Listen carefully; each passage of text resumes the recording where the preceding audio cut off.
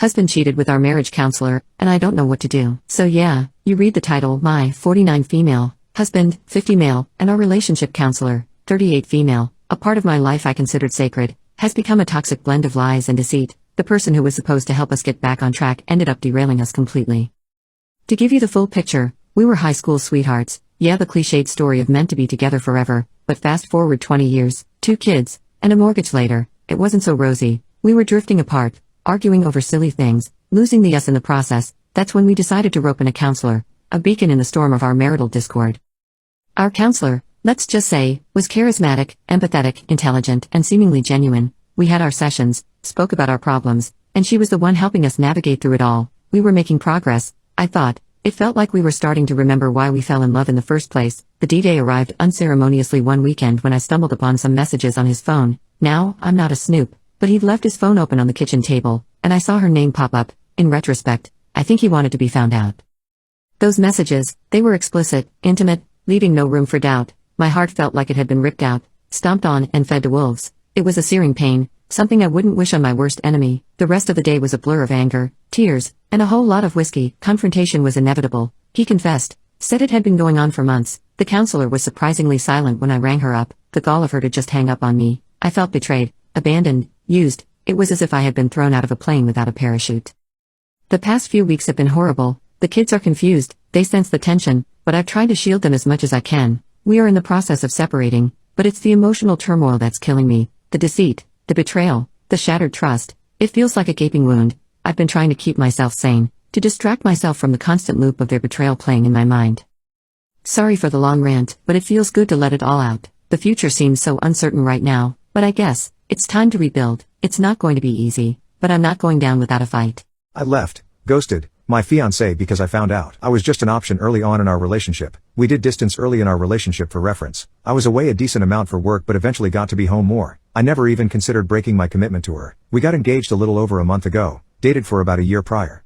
About 2 weeks ago I was borrowing her MacBook for some studying. She's working on her master's and was in class at the time. I saw a text pop up from her best friend whom I don't really like. She's a bad influence in my opinion. Enough said. Regardless, my nosy self goes through their messages backdating to when we first started dating.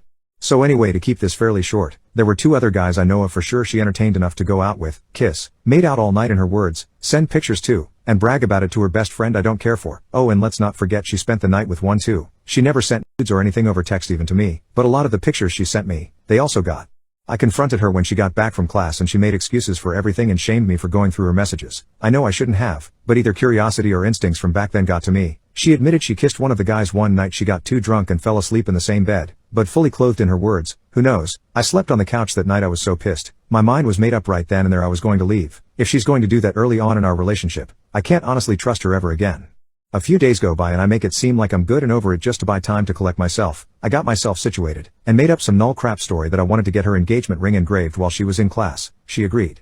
The next day while she was in class I packed myself up and drove to a close friend's place to crash. Blocked her on everything. It's been over a week of no communication. I don't plan to communicate further at all to be honest, and I honestly just need to get it out there. I feel like I'm getting in my head. I felt so betrayed as I was always so loyal and committed, enough to put a ring on her finger.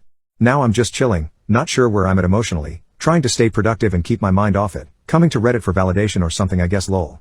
Today I messed up by getting with a married woman and getting feelings for her. For some context, I am 30 years old and she is 27. We met through Bumble, the dating side of Bumble. We match and start chatting. As we start talking to each other she lets me know that she is married and I ask, why are you on the dating side of Bumble? And she responds with something along the lines of, well, I am not that happy in my marriage and I just want friends. So we continue to chat. Mess up number 1. Last Friday I ask her if she would like to hang out at my place and just watch a movie. She agrees and during the movie we snuggle. I'm like okay, if she is actively snuggling with me then I guess it's fine. After the movie, we talk a bit more about her marriage because I was curious. She says her husband doesn't put any effort into the marriage, never communicates, never does anything for her. She feels like he would leave her to go back to his country. So she is at a loss for what to do. Just she knows she doesn't want to end the marriage right now, which is good, right? Well, mess up number 2 is throughout the rest of the week, from Friday night to Wednesday, all I can think about is her. I get feelings fairly quickly, which is a ginormous flaw in my personality, which I can see as a bad thing. But throughout the week we are texting and flirting with one another and she isn't stopping the flirting. So it just goes on and on. Then Wednesday, I ask her, so if I was to cook for you, What would you like to try? It's a what if scenario. Obviously she responds and picks a dish I'm good at, and we set up another meeting at my place for Thursday. Yesterday rolls around and I finish cooking just as she arrives at my place. We eat while watching True Lies, and when we finish we start snuggling up to each other even more. Then she asks if we can drink some wine. Here is the big mess up. We start drinking. Both of us have 2 glasses of wine. Then out of nowhere I kissed her and she didn't pull back and we started going at it. Well, one thing led to another and we made love. And we finish. She showers and then I shower. I take her to the metro station and wish each other a good night. Last night and throughout today, I've been thinking about her and I have deep feelings for her. Yes, I know it was a jerk move on my part to make love with her knowing she was married. Just know I am between a rock and a hard place because I have feelings for her, but she is married and it is a situation that you don't want to ruin the marriage, but it is sorta ruined. I messed up because I know sleeping with someone who is married is wrong. My parents taught me that was wrong when I was growing up, so I feel so guilty. But I never thought she would let it go that far. So Reddit, that is how I messed up. I understand I am the jerk here. No need to bash me for that. Just sharing.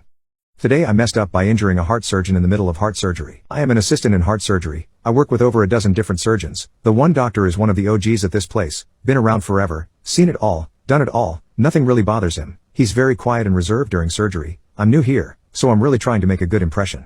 The case before I worked with this doctor was literally the smoothest case I've ever assisted. I was truly a step ahead the entire case, and the surgeon didn't have to ask me to do anything, because I was already doing it. It felt so great. So, when I saw my assignment was to work with him, I was super pumped to get a chance to build on how great the previous case went.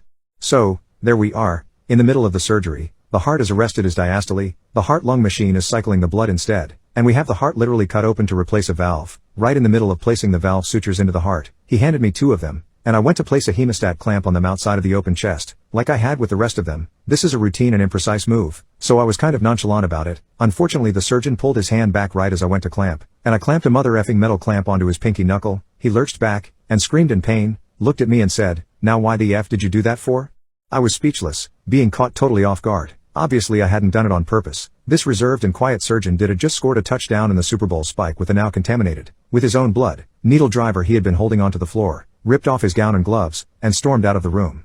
The entire room was pin drop quiet. What do we do with this open chest and open heart without a surgeon? What happens now? My career flashed before my eyes. My ears burned like lit sparklers, and sweat started running down my neck. My surgical goggles started fogging up. For a second I felt like I was going to pass out, but 30 seconds later we heard the surgeon slamming the metal panel on the scrub sink, and we knew he was scrubbing back in. He came back in the room a few minutes later, clearly red hot mad, but we went right back to work and finished the case without a single word about what happened. When he was getting ready to leave the room, I apologized sincerely, which he kind of resentfully accepted.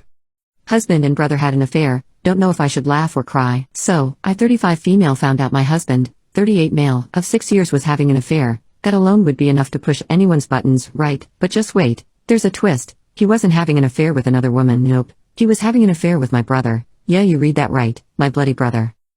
Now, I'm not one to judge anyone for their preferences, live and let live. You know, what got me is the betrayal, the absolute soul-crushing betrayal from the 2 people I loved most in this world. You know, those folks who are supposed to be your rock when everything else goes to hell.